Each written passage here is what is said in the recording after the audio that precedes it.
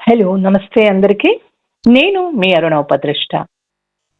నేను నిన్న మార్నింగ్ శ్రీ శ్రీ శ్రీ ఆదిత్య పరాశ్రీ స్వామి గారి ఆశ్రమానికి వెళ్ళాను.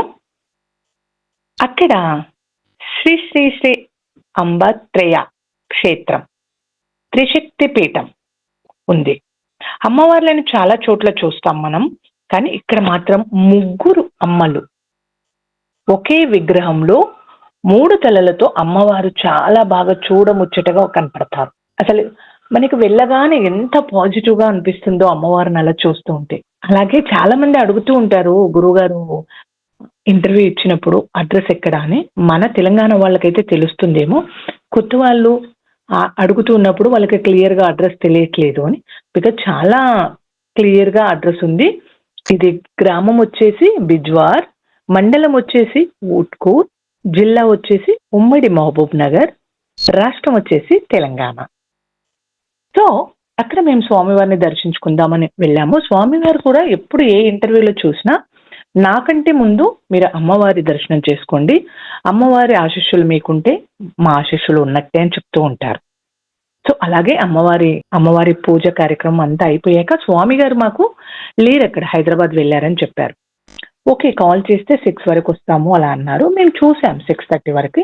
ఇంకా స్వామిగారి సెల్ స్విచ్ ఆఫ్ వస్తుంది.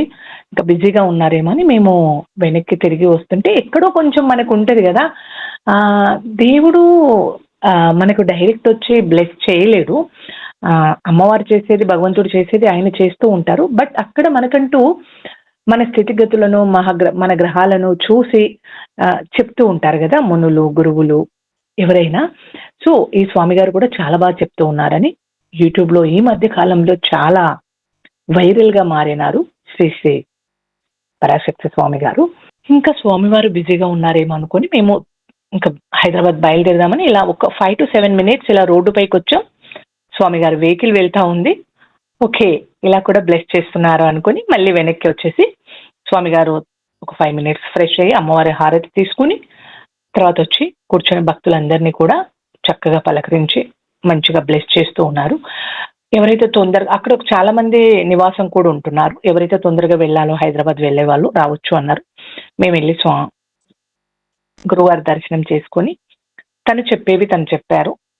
ఏం మనల్ని ఏం క్వెషన్ ఎయ్యరు. తన వేలో తను చెప్పారు. సో, నాకైతే చాలా బాగా అనిపించింది. కానీ మళ్ళీ ఒకసారి మంగళవారం కూడా రండి అని చెప్పారు. సో, నేను ఈ ట్యూస్‌డే కూడా వెళ్తున్నాను. సో, అక్కడ అమ్మవారితో పాటు చక్కగా గో సంరక్షణ కూడా ఉంది. చాలా గోవులున్నాయి. వాటికి పచ్చిగడ్డి, ఎండుగడ్డి అన్నీ కూడా మనలాంటి వాళ్ళు దూరం నుంచి వచ్చిన వాళ్ళకి కూడా చక్కగా అక్కడ భోజన సదుపాయం ఉంది. టీ తాగేవాళ్ళు టీ తాగుతున్నారు. బ్రేక్‌ఫాస్ట్ చేసేవాళ్ళు చేస్తున్నారు. లంచ్ కూడా ప్రొవైడ్ చేస్తున్నారు. అంత మారుమూల గ్రామంలో అంత చక్కగా అమ్మవారు, ఇంత చక్కటి గురువుగారు తనేమి చదువుకోలేదంటండి. 5వ తరగతి వరకు చదువుకున్నారని ఇంటర్వ్యూస్‌లో వింటున్నాను. కానీ ఎంత మహిమ, ఎంత బలము, ఎంత జ్ఞానము ఆ గురువుగారిలో ఉంది. తను మాట్లాడే ప్రతి మాట కూడా చాలా స్పష్టంగా కనపడుతూ ఉంటది. చాలా బాగా, చాలా లోతుగా వివరిస్తూ ఉంటారు. సో, ఆ గురువుగారిని దర్శనం చేసుకోవడం ఎంతోమంది గురువులు, ఎంతోమంది సన్యాసులు, ఎంతోమంది యోగులు ఇలా వస్తూనే ఉంటారు. బాబాలు వస్తూ ఉంటారు. కానీ మనం అందరిని కూడా బిలీవ్ చేయలేము. నేనైతే ఇలాంటివి చాలా నమ్మను.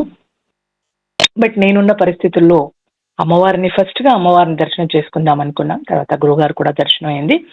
చాలా బాగా రిసీవ్ చేసుకుంటారక్కడ. మనకు హైదరాబాద్ నుంచి మాత్రం మాకైతే ఒక 5 అవర్స్ జర్నీ పట్టింది.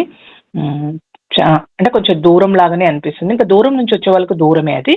బట్ చాలా మంది తెలంగాణ, ఆంధ్ర ఇంకా వేరే వేరే ప్లేస్‌లలో నుంచి వస్తున్నారు. అమ్మవారిని మాత్రం గురువుగారు చెప్పేదే మాట నేను చెప్తున్నాను. అమ్మవారి దర్శనం మాత్రం అమ్మవారు మాత్రం చాలా బావుంటారు. మన కళ్ళకు కట్టినట్టుగా మన కళ్ళలో ఆ రూపం నిలుస్తున్నట్టుగా ఉంటారు. సో, తప్పకుండా వెళ్ళలేని వాళ్ళు వెళ్ళండి.